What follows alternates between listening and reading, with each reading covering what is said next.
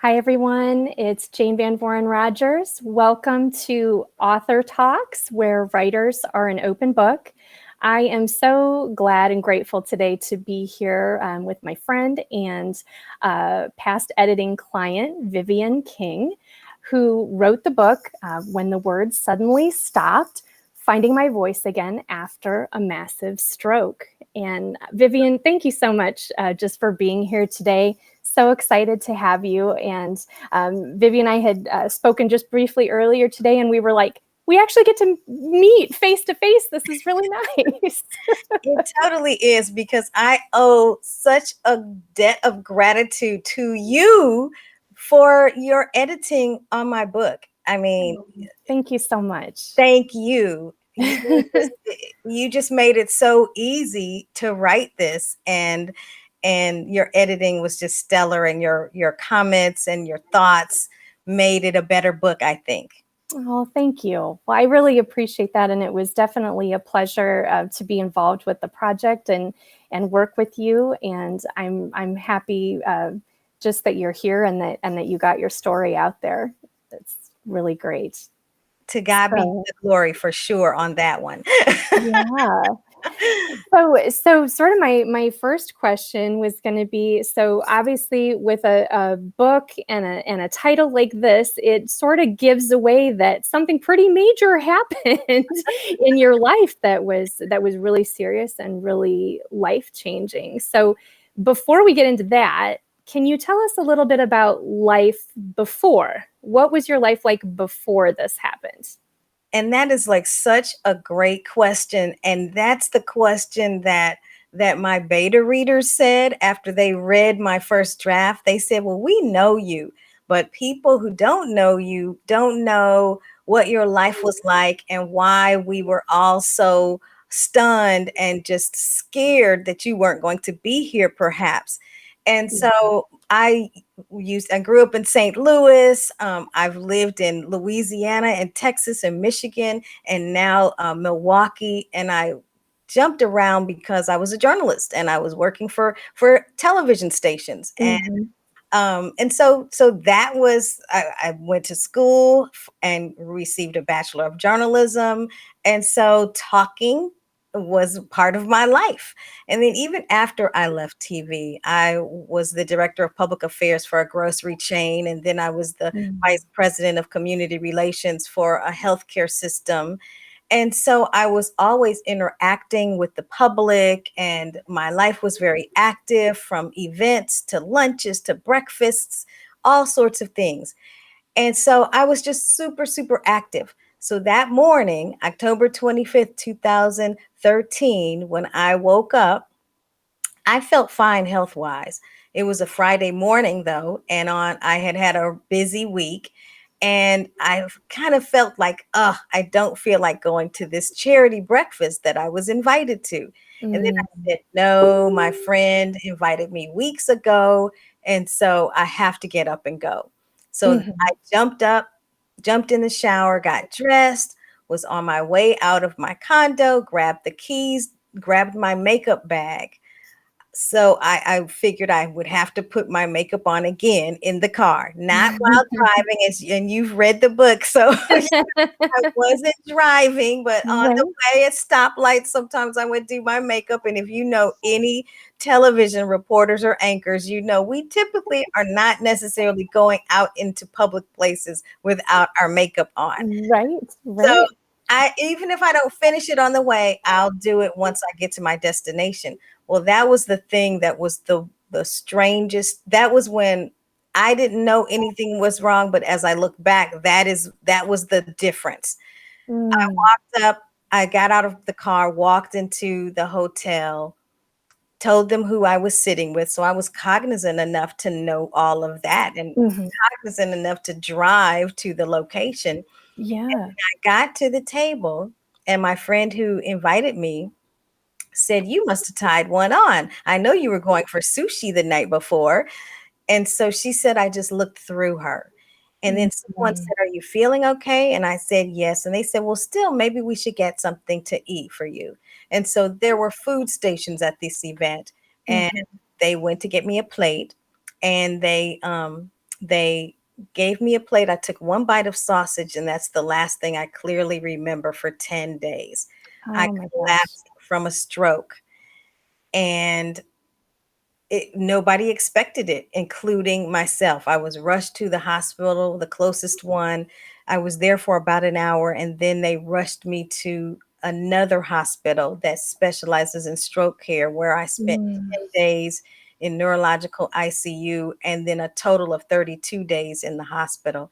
And I did not really find out that what I had was a stroke really until discharge. mm, The doctor was telling me, the things that I needed to do once I got out of the hospital. But then he was telling me, I was asking him about my birth control pills because he was talking about the things that I needed to do. And he mm, says, "Oh no, you can't take birth control pills anymore." And I said, "Why not?" And he said, "They are the ones that caused your stroke and caused the blood mm. clot in your brain. And it happened on the left side of my brain over the part that manages your speech. It Oh bled wow. out, killed all those brain cells, and that's where I got the title from, When the Words Suddenly Stopped, Finding My Voice Again After a Massive Stroke, because I could not talk literally for 3.5 days, 3.5 weeks, I should say. And Wow. it was just trying to battle through figuring out the things that I used to do. You take things for granted that we do every single day. You take things for Right. granted, and I couldn't do the things that I normally could do. And talking was one of those, remembering how to take care of myself. All these things I had to use therapy to get back to restore my health, basically. Well, and just when you describe your life before and being a journalist on television and doing all these things, and then I know that, like you said, you were involved with a lot of volunteer organizations, and you had a lot of social networking going on. It's such an irony, obviously, that this happened to you. It's a terrible thing, to happen to anyone, but especially someone who depends so much on their voice and their presence, to be able to communicate with people. Yeah, So, such the irony is crazy. The one thing that I used to make a living was the thing that I could not do. So right. the irony is just startling.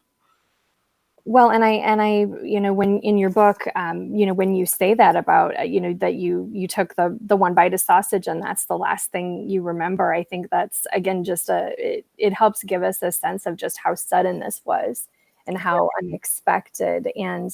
And so then I know in the book too, you kind of take us through like the people who were at this breakfast with you, kind of following you to the hospital and kind of trying to find out what's going on. And I know I particularly found, that part of the book really interesting of just, I think it's so nice because it shows such a level of care and connection with the people around you, that you had such a strong, friend and sister, support network.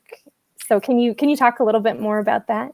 Absolutely. My sisters, because so first I have to tell you, Yeah, that's kind I, of a funny story from the book too.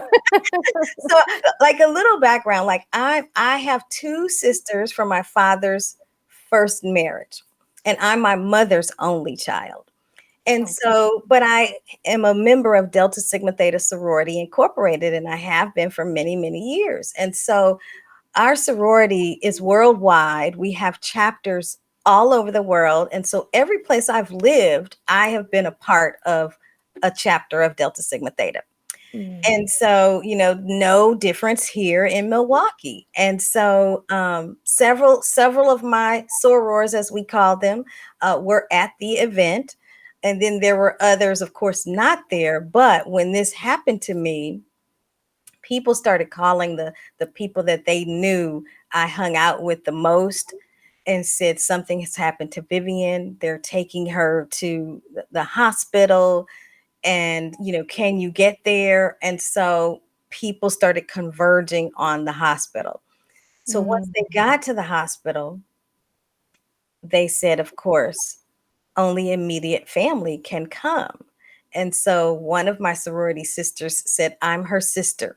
And so, is she my biological sister? No, but she's my sorority sister, and we Right. were very close.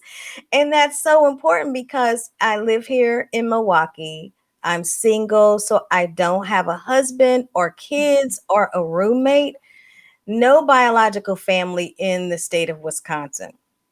And so it was so important that somebody was there for me because they were advocating for me, taking down notes of what was going on, because at the same time, they were also trying to get in touch with my parents. And Mhm. so until my parents got there, they wanted to make sure they got as much information as possible so that they could transfer that information to my parents. And so Mhm. my mother is the one who came, and because at the time she was taking care of my dad, who was suffering from Parkinsonism, and then his mother. So my grandmother, her mother-in-law, was 98 at the time. Oh, wow. And she was living with my parents, and so they got my mom up, and so my mom stayed here, the rest of the time, while I was in the hospital, and actually a little bit past that. But they were so supportive. I cannot, and one of the reasons I wrote this book is to really thank them, because to me this is like a love letter to them, because they did Mhm. not have to be there for me, and they were. And so, they did so many things. They developed a spreadsheet for my mom, so that they would have, one of my sorority sisters would pick my mother up from my condo. They would take her to the Mm. hospital to see me. Somebody else would pick her up in the evening and take her back. They didn't want her to have to worry about how to drive and get around Milwaukee. They Mm. just knew they wanted her to worry about caring for me and not to have to worry Yeah. about that stuff. And they made sure she had things to eat. They gave her gift cards. They took her out. And so, for people to do that, there's just such a love and support there that is just indescribable. And and I just owe them so much. And I cannot say enough about how supportive they were. And it was needed. It totally was Yeah. needed. Well, and that was so wonderful, and I think that that's something that you really do an excellent job of bringing to life in the book is, the section where you're talking about people coming to the hospital right afterward to try to find out what happened, and then the way that your sorority sisters really, like you said, came and pitched in and helped and were there to support you, and it's you really because you give their names in the book, and it's we're able to follow along, like with hey, I'm talking to this person, have you heard from her, and what's happening, and okay, like this happened, and now I told this person, and like I said, it's very much kind of a beloved sister network, and so I do think that's something really beautiful that comes through in the book. Great. Because So I wanted to get, because that was just it. I wanted to make sure I got all of their voices, because their voices were so important in the different spaces that everybody was. And it's so funny. I had to, because the first chapter is what I shared at the beginning of your show, coming to the Girl Scouts breakfast and collapsing. And so I wrote that chapter in November of 2018, so 5 years after it happened. oh And then I wow. thought, okay, what happened after that? Because I'm in ICU. I don't know anything. So Right. so Right. I said, okay, I better interview the people who were around me. So I kind of leaned back on my journalistic skills and set up Yeah. interviews with all of the people that were around me that I remembered. And then it was interesting because I thought I would interview about 10 or 11 people. I ended up interviewing 22, because Oh the first wow. 11 were saying, well, this person was here and this person did that. And so I had no idea about them. And so I ended up interviewing even more people. So it turned out to be a really rich story, because I could get everybody's perspective. And I think it provides an accurate picture, because everyone has their part, and some people were in kind of the same scene, if you will, and so they could co-sign, if you will, on what happened. And so one Mhm. person would be talking about something, and then later when I talked to somebody else, they would talk about the same scene but from a different perspective. And so, it was interesting because not only does it provide a picture for the reader, but it provided a picture for me, Jane, because I didn't know. You know what I mean? Right, right. Yeah, it's a huge challenge, to try to write anything about your experience. But then when you're trying to piece that together, like you said, when you were in the ICU, and they say that memory is variable anyway. That our memories can shift and change, and so then that's that's interesting about you talking with this larger group of people to try to really solidify like what happened when, and who was where when, and who was helping with this or that. And Yeah. so how much of a challenge was that? Well, it wasn't a challenge to get the information. It was kind of a challenge living through it again and finding out things that I just had no idea happened. So, for instance, I interviewed Sadna. Sadna is the one who invited me to the breakfast. Mm-hmm. And Sadna was my coworker. And so our offices were right next door to each other. And it's interesting because, like right after I had my stroke, I couldn't drive. When you have a seizure, you cannot drive legally for 90 days.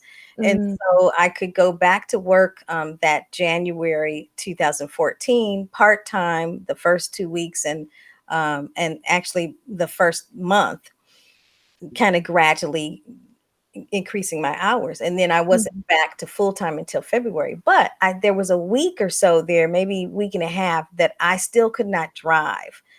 And Sadna drove me to work each day. Now it's interesting to me that then I'm working and different things are happening. 5 years later, I start to write this book. And then I sit down to interview her, and we just could not believe that we had never talked about that day. We had never talked about that day. Mm-hmm. Even though we were next to each other, I was in the car with her, never talked about Yeah. that particular day. It was always kind of Mm-hmm. looking forward. So that was interesting to me. But for me, it was cathartic because as a journalist, I'm always trying to tell stories and hear stories, and so I am always seeking the truth. And so it was cathartic for me to hear this. But it was funny that first time that I sat down with Sadna, she was telling me about what happened from her perspective. And she said, and then you started foaming at the mouth. And I said, what? I was foaming at the mouth? And she says, yes. And somebody else said the same thing, independent Oh, of each other. wow. And I just thought, oh, like, first of all, who wants to foam at the mouth and Right. foam at the mouth in public? And Right. now I'm just like finding this out 5 years later. Nobody has said anything. It's like everybody just, around me, they're happy that I survived and we're moving forward. We never kind of looked back until I started writing this book. Oh, wow. That's amazing. That's really interesting. And like you said, and just the things that you find out later on of like, again, people helping you to piece together this experience. And then it's like, oh my gosh, like this happened. I Exactly. didn't even realize that. So It's interesting. Once they all read the book, even my mother, everybody said, oh, I knew my part, but I didn't know this part. I didn't know this happened. And so it was, illuminating for everybody. right, right. Well, so okay, so how long did it take you to recover? You said that you were unable to talk for, like 3.5 weeks, and then you were sort of relearning everything again. So Right. how long was that process before you were actually able to go back to work part-time? Yeah. So I was in the hospital. So October 25th is when it happened. I got Mhm. out of the hospital 2 days before Thanksgiving, which Okay. was so November. which was 9 days before they had projected me to be out of the hospital. So I really kind of sailed along. Once I could talk, I really kind of sailed along with therapy, and they were able to push my discharge up. And so after that, I had to do some additional outpatient therapy. And so then I started back to work part time in January. And so I guess, I was out like, 2 months, about 2 months. And when I got back to work, my doctor said, you have to start off slow. In my mind, because my mind is, I think my mind is back, and my energy level is back. No, no, no, do what the doctor says. Said, no, we're going to start you off 4 hours a week. I mean, 4 hours a day the first 2 weeks, and then 6 hours a day the second 2 weeks. And then you can go back to 8 hours in February. So I was kind of like, oh, I really want to get back to work. But when I tell you those first 2 weeks, at after 4 hours, I had to take a nap in the afternoon. Oh, sure. I thought, Yeah. oh, I believe that. I was like, the doctor was right. So I told him, I said, thank you for knowing that I needed to probably only do 4 hours, because it was tiring. It was tiring. Well, coming back from something so traumatic like that, that just really leveled you and, literally. And so was there a point that when you were without your voice, were they ever worried, or were you worried, thinking like, what if what if I don't get my voice back? Was that a real concern there for a while? So it wasn't necessarily a concern for me. It's so weird. And I say, just God works in mysterious ways. I'm True. a faithful person. And so um, I really have tried to look for God in each step of this. Mhm. And so, you know, and I'll get back to when it happened and where it happened. But while I was in the hospital, I was just there thanking the people who were taking care of me. They were really nice to me. Everybody was very positive, smiling.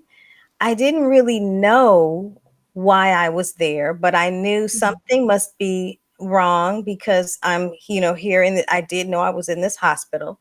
I didn't Mm. know I had a stroke in the beginning. I didn't know why I was there. I didn't remember that I was a broadcaster. I didn't remember that in the Mm. beginning that I used my Wow. voice in any way. I didn't remember any of that. It was probably once I started talking that things really started to get back. Because then I started thinking, oh, I've never really been in the hospital for myself, and so this is how nurses and doctors and therapists act, right? And so it was kind of Sure. like my own little research, if you will, for this new job that I had just gotten at this healthcare system. I was 3.5 months into my new job. And so, Mm. I had never been in the hospital. And so this was a way for me to, I mean, at least I utilized this as, oh, this is what it's like. And this is what patients feel like. And this is how they're treated and that sort of thing. So Wow. yes, That's so interesting. I just think it's like a slow reveal. Like that's what God does with me. It's a slow reveal. He allows me to know information when it's okay. Because I think he Yeah. knew if I remembered that I was a broadcaster, that I would have really freaked out. Yeah. I would Got have it. just been, oh no. But he kept me calm. I was calm the entire time. And there were times when I was frustrated about not being able to do something, but then they would redirect me. They would say, Mm. we'll try that again tomorrow. And so we would move on to something that I could do. And so, I just think he was with me along the way, and provided the people around me that were helpful. And so I didn't necessarily totally freak out that I could not Yeah. talk. I know people look at me saying that doesn't sound real. And I know it doesn't, but that's just how it happened.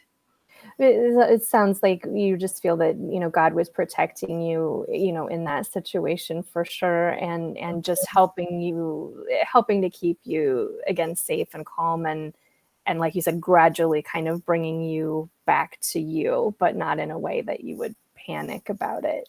Right. So how about your family? Were your parents more, kind of like, what's going to happen, and is this all going to turn out okay? And Well, it's interesting because my family is probably more faithful than me. So my my dad, and he's since passed. Um, I just remember him, asking God to heal me Mm, and telling me that, and telling me that, but I thanked him for the time that we had you on this earth. and mm. and he said if he had to take you, he thanked him for all of the times that we had, that I was a good daughter. And Oh, it was that's so really, beautiful. it really was. He says, but I'm glad you survived. Right? Like, I said this, but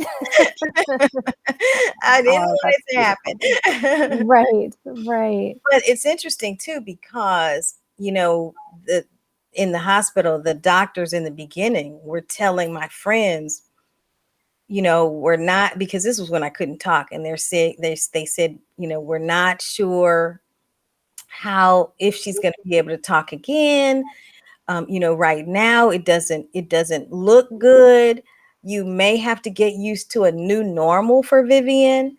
And all of Mm, my friends and care circle in the hospital, that close knit group, said, no, we are not getting used to a new normal. We are going to pray and pull her through this, because we mhm. cannot imagine Vivian on this earth without not being Vivian. And so Right. they said, no, we're not accepting that. What can we do to help? And it was interesting because one of my care circle, a lot of them are educators, and so Sure. one said, nope, we're gonna try to help her remember words. We're gonna help her see if she can write, see if she can recognize. They would ask me questions like, what's who is that? And I said, Mom. And they were like, what's her name? And I couldn't remember her name. Mm, And so it was things like that, that they were like, well, her brain's not ready for that. So they would go to something else. And so, and things like, when I was eating, I would eat breakfast each and every morning. And then I would go to my first therapy session, and they would always ask me, what did you have for breakfast? And I would have just eaten breakfast. And I could remember what I had eaten, but I could not say what I had eaten. And mm, so they would say, well, maybe you'll be able to tell us tomorrow. And then they would start me on my way. So they were just yeah. so positive. And I just have a newfound respect, or gained just such a newfound respect for caregivers, because of, the serious situations that they are handling, and just in the Absolutely. manner that they handle it. It's a true calling. It really is. Yeah, and being able to work with people at, some of the worst times in their lives, and like you said, helping to support and encourage them. I Mhm. I love that story, and that anecdote that you just mentioned of them saying, "Let's try again tomorrow," because I'm sure it could be so easy to get discouraged, and especially when you feel like it's almost like you're trapped, you're in there and you want to speak, but you're just not able to get those words out. And I could see where that would be really frustrating, but yet they also want to keep you encouraged and keep you hopeful, and not have you dwell on what you can't do, but give you encouragement to try again tomorrow. So that's really Absolutely. powerful. Absolutely. Very powerful. So what made you think, when did you start thinking, I think I might have a book here. I really want to tell my story. Was it that 5-year point after this had all happened, or when did you first start thinking about that? You know, I think that I have wanted to write some other things. And I said, well, now with this, I feel like I have another book and another Mhm. idea. And I thought, how I ended up starting to write this is that, I'm still at my job, and it's going fine, Yeah. but I'm just not necessarily feeling that healthcare is my passion. And especially, after being cared for by doctors and patients, and work, I mean, doctors and nurses and therapists, and working, with them, and just the way they talked about their work, like I was not talking about my work like that. Like Mm. I felt like I was very blessed to have this job, Sure. and and I could, it's the chance to save a life. And so, but I didn't talk about it like, that therapist, that doctor, that, there's a passion. You can hear and feel a Mhm. passion when people are talking about their work. And so Right. I just knew that there was something else for me, and that, really communication is my thing. And so, Mhm. I'm like, when am I going to do something with this communication, the skills that I have again? Yeah. So, I was thinking, well, one of my dreams is to write a musical, and I have notepads and notebooks of this musical. Oh, And that's awesome. so yeah, we can talk about that later, but Sure.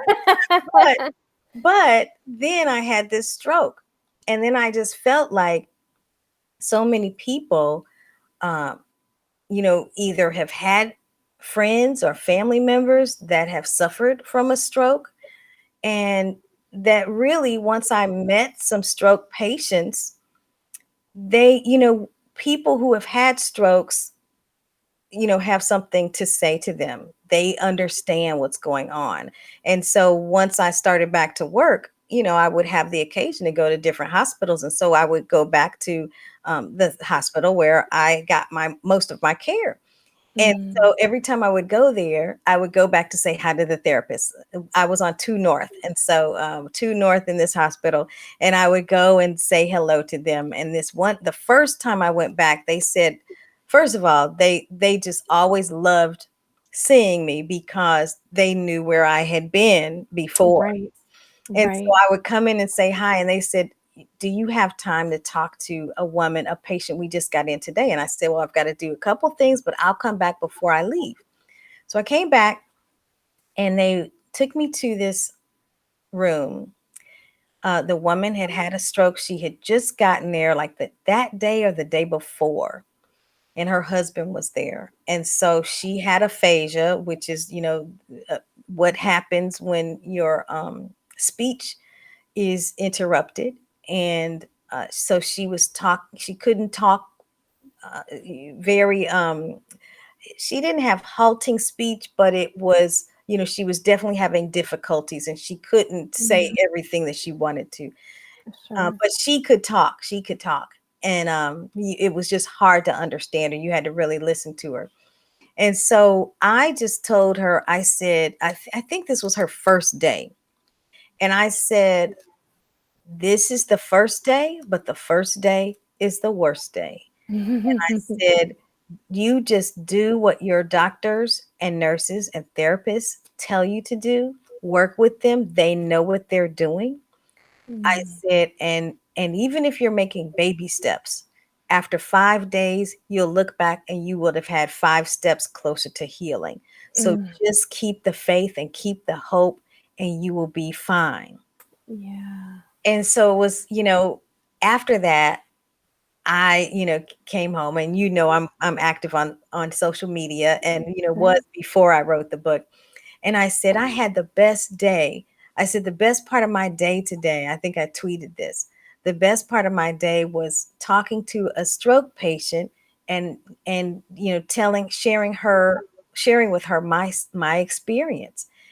And I said, I hope I got through to her. I hope, what Mm. I said something that encouraged her. Yeah. I didn't know her name. I didn't ask her name, HIPAA, I'm not going to Right. name, right? And so not too long after that, I get tweeted back. And the guy said, I'm her husband. And what you said really encouraged her. So thank you so much. Oh, And wow. that's when I said, okay, if what I said to her, because this was probably when I first got back, like March, probably February or March, when I was really, walking around and doing a lot. Yeah. And I said, if that encouraged her, then maybe my story will encourage somebody else. And that's when I said, okay, I want to write my musical and some children's books, etc. But Yeah. I've got to write this first because this is, this happened. It's fresh on my mind. I need to get it out before my memory of it is gone.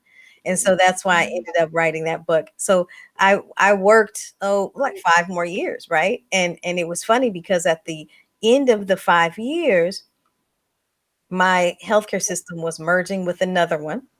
Mm. So there was some reorganization and that sort of thing.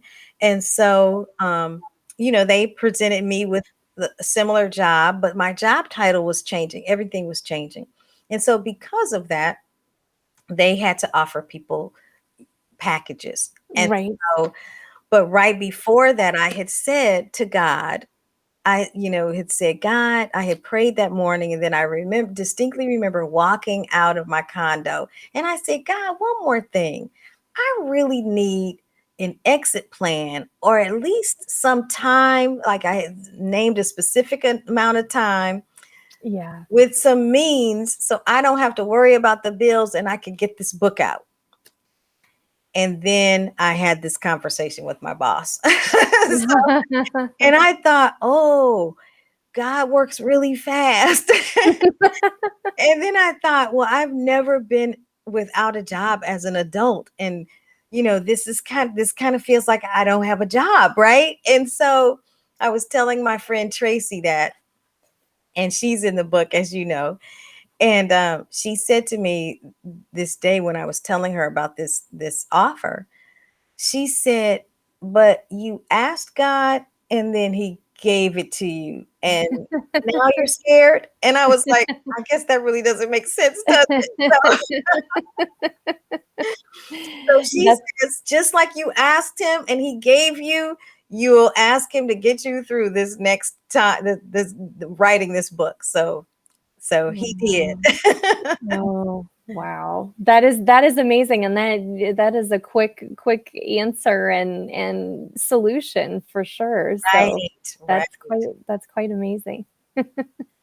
So how long did it take you then to actually write the book? Yeah, so I think it took me about a year. And so I wrote the first chapter on the 5-year anniversary of my stroke. And then I realized, okay, I don't know what else happened, so I need to interview people. So I started setting up interviews. And of course, now it's like Thanksgiving and Christmas, and and the holidays Oh, are sure. crazy.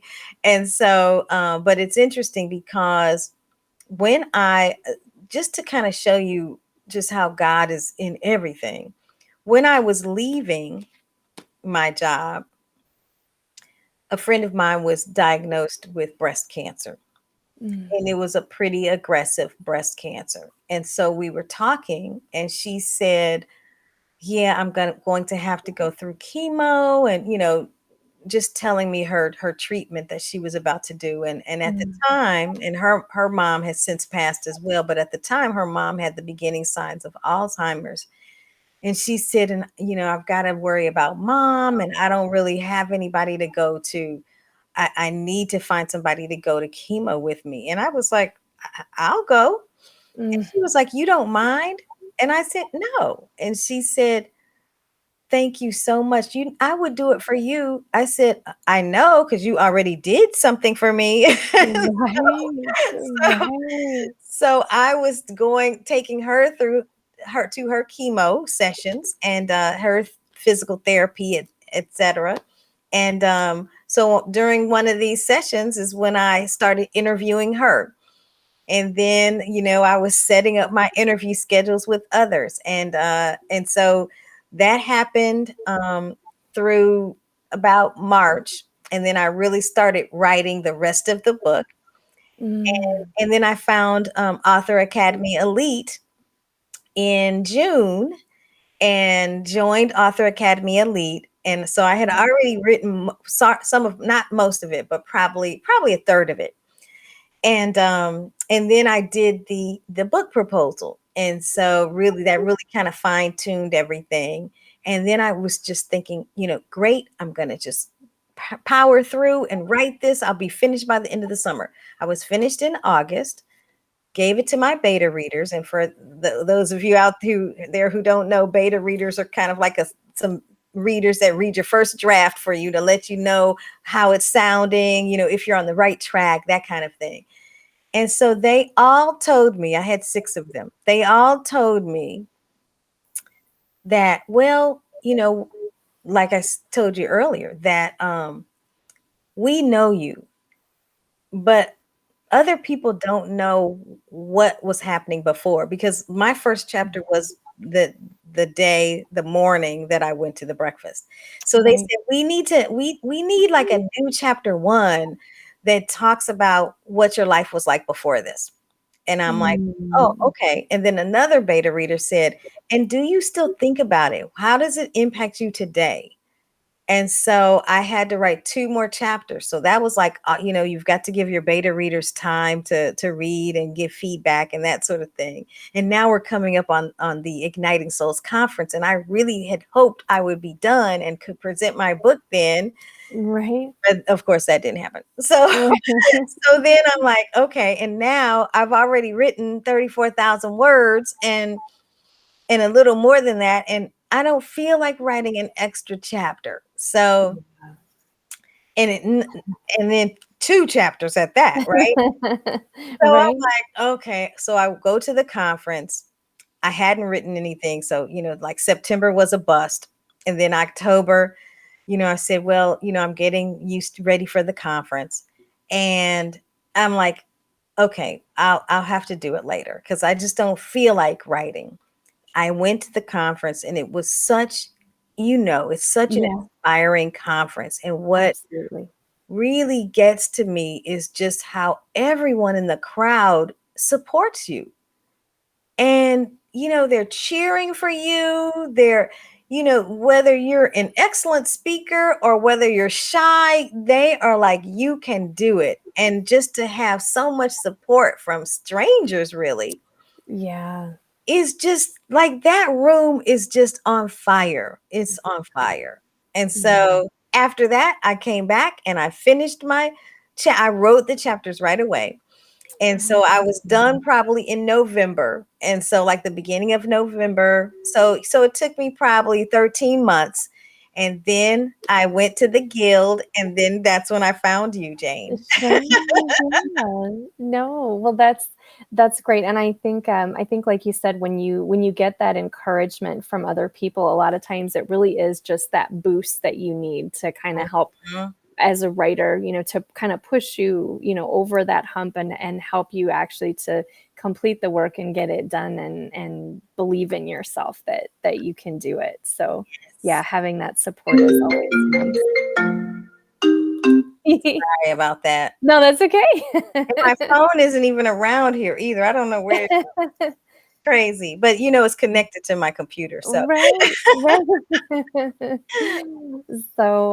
Well, I think that's phenomenal that you were able to write this book within roughly a year. I mean, I think that's really impressive because again, I think it's so easy to get sidetracked by life sometimes and the things that happen. And even when you have a really powerful and inspiring story that you want to tell, sometimes it can be hard to carve out the time and the space to do that. So it's especially great for you too that you were able to take that break from your job to be able to do that. So and that's I just was like, God gave me what I asked, and so I have got to get it done because I mm, asked and he gave me. And so I right. cannot dawdle. I have to. I have to make this year work. Yeah. Oh, that's great. Well, what suggestions do you have for other writers out there who have stories that they want to tell? Like, what is sort of your supportive fellow writer advice for those folks? Well, with my company, Vivian L Connections, I help you find and share your voice by leveraging the media, moderating with confidence, and motivating you to boldly share your world-changing messages with the communities that need to hear them.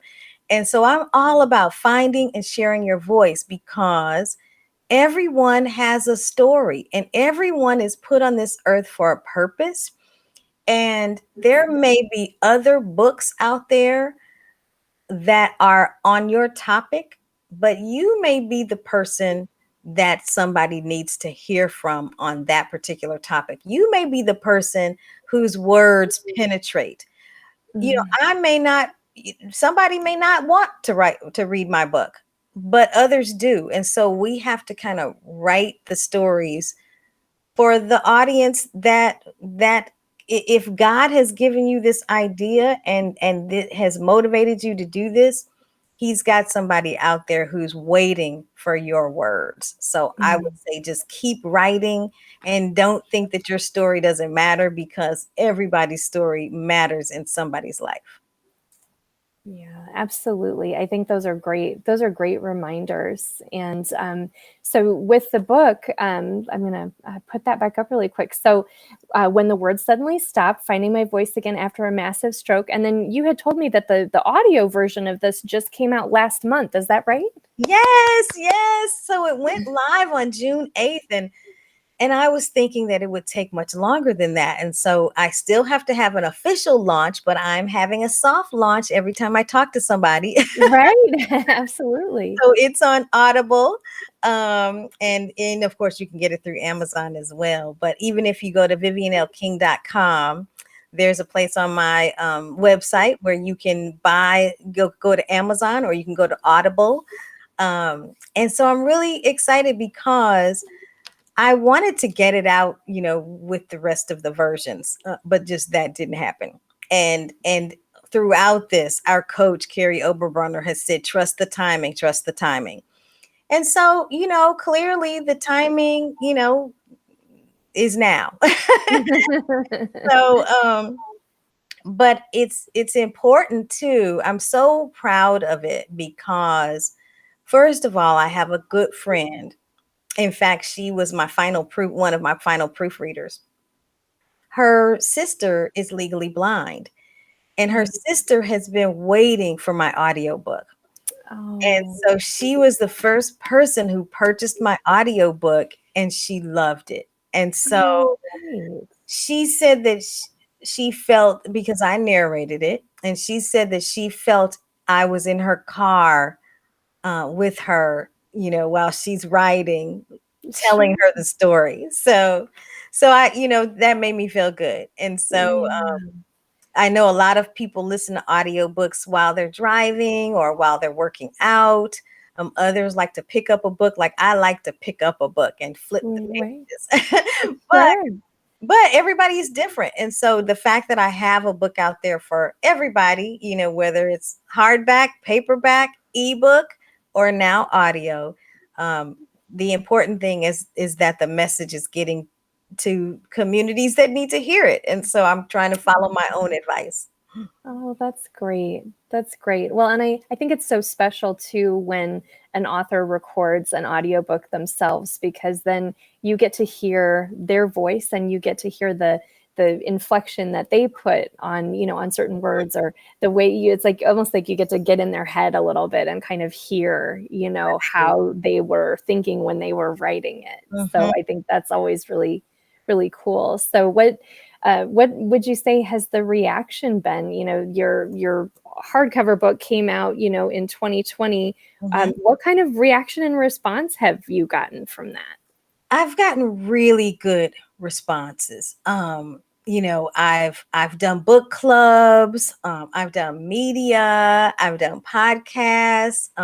One of the things that I really, loved was that I was able to get on Good Morning America. Yeah. And it's funny because my friend Jose Sanders wrote the foreword to my book, Hmm. and he could not come to visit me. And that's one of the stories that's people were very, my friends, like I have a lot of friends in different places, like all over the world. And so um not everybody could come to visit me. And part of that was the doctors had said, we really need to curtail visitors because we don't want to overwork her mind and overwork her Mm, brain and have her trying to figure out who is this next person that is coming to visit. So we need sure. to limit her visitors. And so the call went out, no visitors. Mm, And so much so that the hospital didn't even have my name on the list. If you were to call the hospital to see what room I was in, they mhm. would say, we don't have a Vivian King there. Oh, wow. So, Wow. so So when you say limited, you mean really really limited. limited? And so when people were calling, and some of my, my friends called, used my phone to call, close friends that they knew, and they just wanted to make sure, like, they told them what was happening. And so they called, and so my friend Jose said, "Okay, well, I'm coming back from vacation, but I'm just gonna redirect my flight and come to Milwaukee." And they were like, "No, don't come. Her mom's coming. Um, we have it handled. We'll keep you posted." And so Mm. he was really like, kind of like uh, upset about that. Right. And so he writes that in the forward, and so his voice is heard on that. but um but that was just one of those things. The doctors were saying, she cannot, this will help her healing. And so I had to share with everybody that this will help later on, that this, my brain needed to heal. And so I'm sorry that, you couldn't come visit. There were a lot of people like that, but they were able to put their thoughts on my Facebook page. One of my friends set up a caring bridge so that, Mm. she would give the updates and the prognosis, and so they could keep up with my healing through that. And so I was grateful for that. But yeah, it was Yeah. it, Okay, so talk to us more about Good Morning America, because I know that I was so thrilled when I saw that for you, and I just it felt so good to have been, a small part of a book and a project where it was like, this is getting national recognition. This is really cool. And obviously those kind of breakthroughs are sort of every writer's dream, to be able to land something like that. So if you would please tell us more about that, and how did you make that happen? So, I know how to do news releases, and I was in the business. And so I know how to write them. I know, just to try to get the hook, to make sure, hey, this is an important story. So I knew that. So I had sent out a news release. And the good thing about Jose in the business is that he used to do the morning show in Chicago. And Mm, so when you do a morning show, and I did one as well, you often are able to, well, especially in a larger market like Chicago, which has an owned and operated station. They mhm, talk to the network all the time. And so, a lot of times he would talk to Robin Roberts, and so they've developed a really good friendship. And so I said, mm. can you send this to her and see if she has any interest? And can you let her know you wrote the forward? Nice. So he sent it on, and and she said, "Oh, I'll pass this along to my producer." And I really pegged. I tried to find a hook that the news would want, and so May was straight is Stroke Awareness Month. And Mhm. so I sent out a release, even though my book came out in March, I sent out another release in May to say this new book gives hope to stroke patients, etc. And so that's the peg that I sent.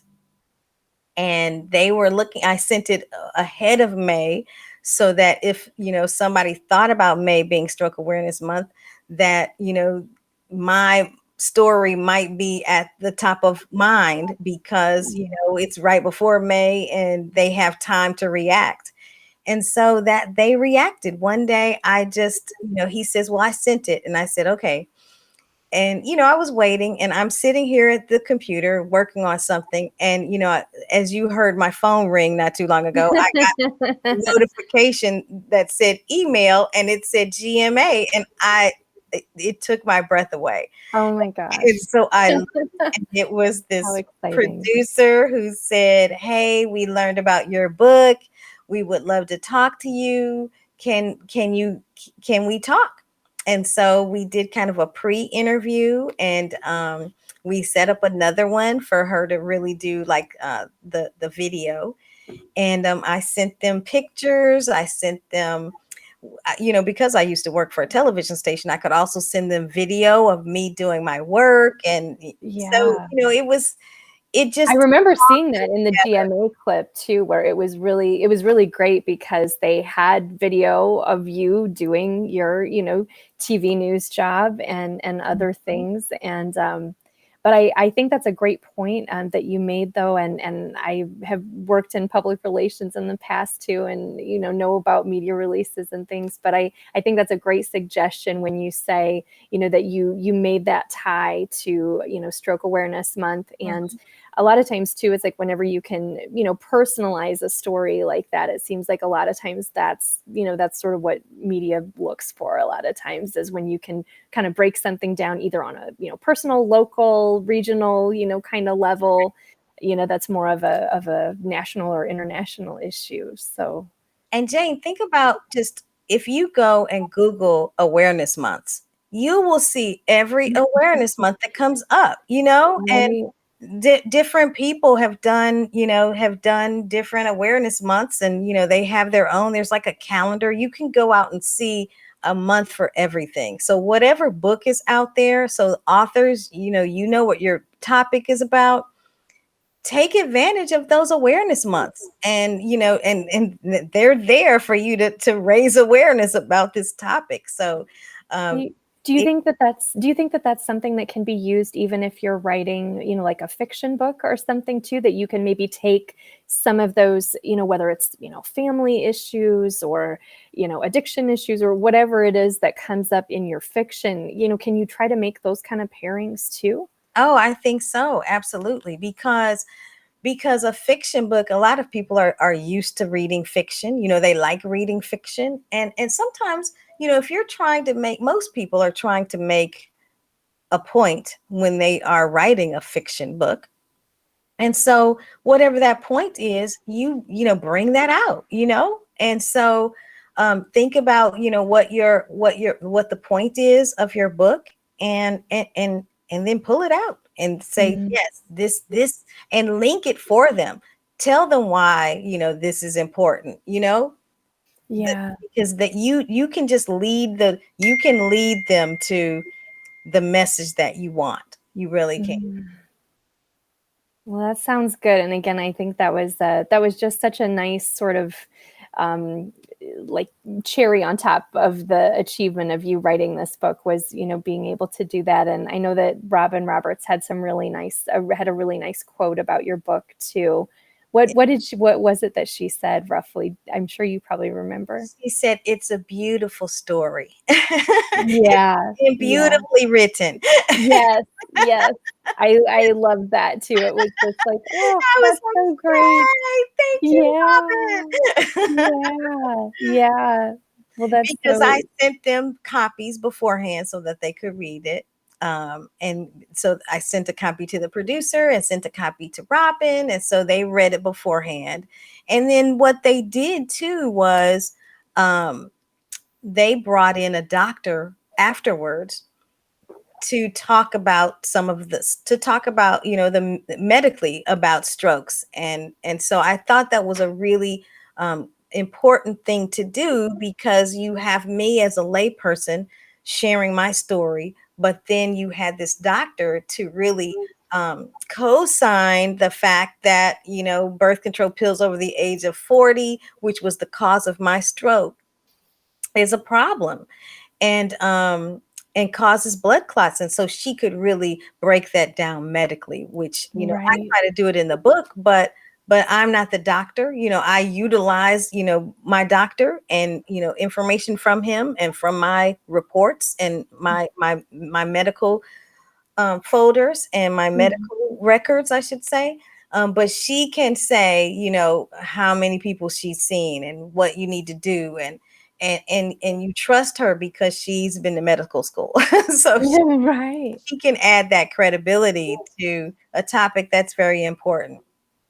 Right. Absolutely. Well, and it also sounds too like maybe for writers who, for whom this might be a totally new thing, to try to promote yourself and your book, and maybe who aren't as comfortable, with that, comfortable as marketing themselves.